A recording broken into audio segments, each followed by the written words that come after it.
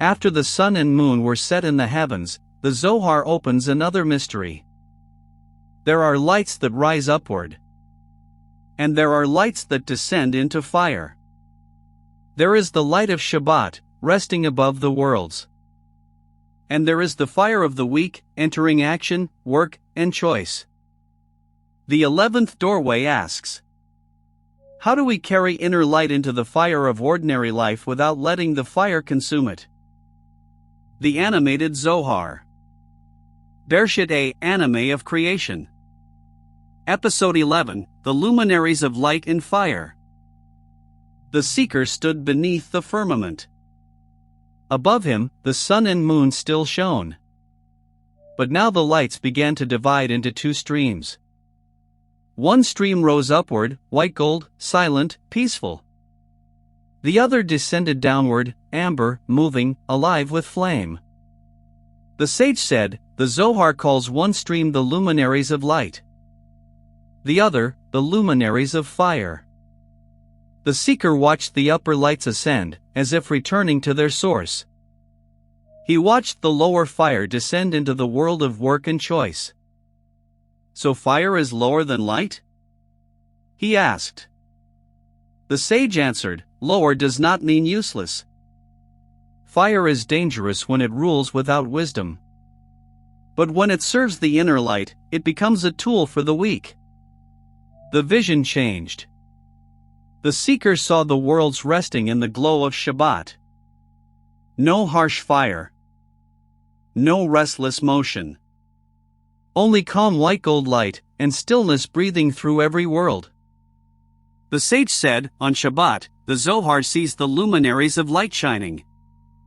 The inner face is revealed. The worlds receive rest. Then twilight came. The Shabbat light withdrew into concealment. A candle flame appeared. Not as a loss. As a transition. The sage said, when Shabbat departs, the luminaries of fire begin to govern the weekdays. The candle teaches that the week is not darkness alone. It is fire. Fire can burn, but it can also build, warm, repair, and illuminate. The seeker looked into the flame. The question was not whether fire would appear. The question was whether fire would remember the light. The seeker saw a hand near the candle. The flame reflected gently on clean fingernails. The sage said, the Zohar gives attention to the nails. Because the outer side catches the fire of the outgoing Shabbat. The outer side of the fingers glowed with reflected flame. The inner side remained hidden, soft, and filled with a different kind of light. The sage said, the outer side belongs to the world of action. The inner face belongs to a higher stillness. The back may be seen, but the face remains hidden. He understood that some light is too inward for weekday fire. It must be guarded. The candle reveals the outer edge. But the inner face remains above, carrying Shabbat peace. The vision became a human form made of two layers. Inside, a calm face of white gold light. Outside, a garment of fire, hands, work, movement, and responsibility. The sage said, do not hate the outer. The outer is where the light must act. But do not forget the inner. The inner is where the light is received. The seeker saw people entering the week, working, speaking, repairing, serving, struggling. Some carried the inner light into the fire.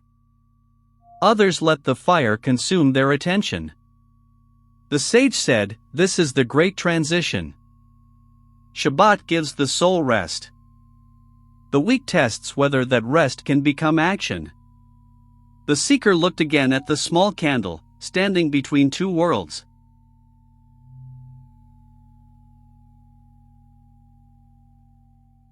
After the stillness, the vision opened into the chariot.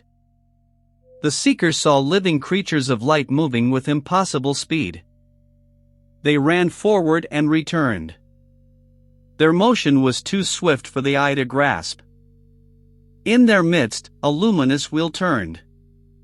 The sage said, the Zohar speaks of the Ofan, the wheel, and of Metatron as a great ordering presence among the revealed living creatures. The wheel did not rule as a god. It served as order, movement, and transmission. Above them were concealed living creatures, hidden beneath higher letters. The lower moved according to the upper. Fire below received direction from light above. Letters appeared within the chariot. Yud and He shone above. Vav and He formed below. The sage said, the upper letters govern the lower. The lower become a chariot for the upper, revealing what would otherwise remain hidden. The seeker saw the letters not as flat signs, but as worlds of relationship. The lower did not replace the upper. It carried and revealed the light. Then a tiny point appeared, the tip of the Yud. It shone with a brightness that did not become an image. The sage grew quiet. That point hints toward what cannot be grasped. The seeker tried to look deeper, but the vision became too subtle. Thought itself reached its edge. Above the living creatures, a firmament appeared. It was like sapphire, like terrible ice, like a clear boundary of light above every moving form. All the luminaries seemed suspended from it, Shabbat light, weekday fire, creatures, wheels, letters, and worlds beneath the primal firmament. The sage said, from here and upward, the Zohar teaches that thought cannot grasp. There is a place beyond question, beyond image, beyond the mind's grasp. The seeker lowered his eyes.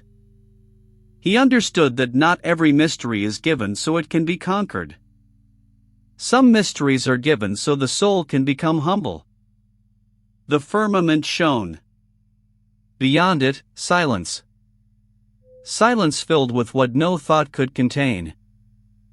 This is also the rhythm of your life, the sage said. You have Shabbat moments, rest, interface, quiet light, prayer, stillness, and receiving. And you have weekday moments, fire, work, speech, conflict, service, fatigue, and responsibility.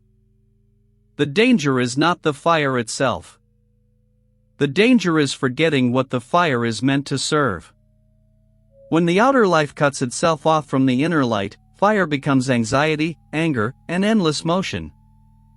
But when the fire remembers the light, work becomes service. Speech becomes repair. Action becomes vessel. And the week becomes a place where hidden Shabbat light is carried into the world. The question is not only, how do I find light? The deeper question is, how do I carry it through fire? The candle burned low and steady. The outer fire no longer felt separate from the inner light. The sage said, the luminaries of light teach rest. The luminaries of fire teach action. One reveals the inner face. The other tests the outer garment. But when they are joined in wisdom, the week itself can remember Shabbat. The firmament above them opened again. From the hidden silence, 3 delicate lights began to appear. One immeasurable and concealed. One dimmed for the sake of vessels. One balanced enough to heal and be received. The sage whispered, the next mystery is the 3 lights. Next episode, the 3 lights.